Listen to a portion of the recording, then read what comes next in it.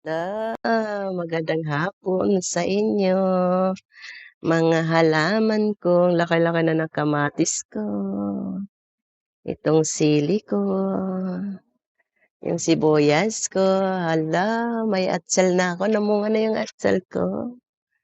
Yan, bigay ni Norly yan, ni Binti-Binti. Yan, thank you nanak, namunga na yung ano mo, oh, yung binigay mong atsal. Sabi mo sili yan na maanghang, hindi atsal yan. Yan, namunga na, laki-laki na. Hala, at saka nasaan yung tanglad ko?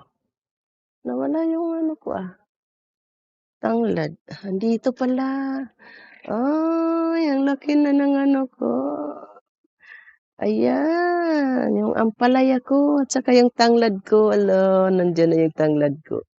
Nilagyan na ni Habi ng pakatay dyan ng yung hala.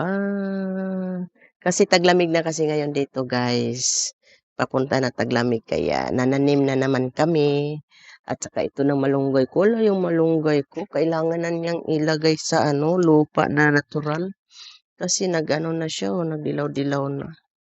Para tumaba naman siya. Pero mahaba na siya, oh.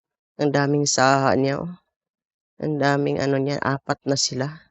Dati isang piraso lang yan, maliit. Ito, namatay na nga siya. Yun yung original. Ito ang original niya, patay na. Kasi yung mula nung tag-init. Pero yung mula sa ilalim, nagsaha siya, 4 na siya, sa 2, 3, 4 sa likod. Yan, tumubama, tumaas na siya. Itanim na namin yan ni Habi sa sa natural na lupa, dyan sa likod ng koral namin. Yan, meron pang padi dito, yung empty na mga paso. Kailangan pa namin taniman yan ng talong at saka okra. Yan, laki na.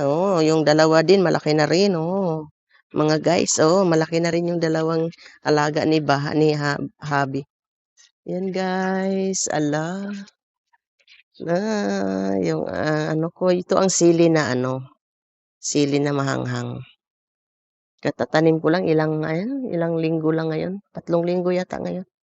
3 linggo o 2 linggo pagtanim, pati yung pati yan malaki na yun yung kamatis ko. Basta tag-lamig dito guys, nag-start na ako na mananim ng ganito. Si Habi ang tagabili ng tapos ako ang magtanim kasi siya hindi siya mabuhayan ng mga ganito. Yung ako lang yung kamay ko lang ang mabuhayan. Pero siya hindi, mamamatay talaga. Kaya ako ang pinapatanim niya, bili lang siya ng bili. Ito ng mga fertilizer, ganun guys. Saka dito ang nilaban natin kanina guys, Ayan guys, nandito.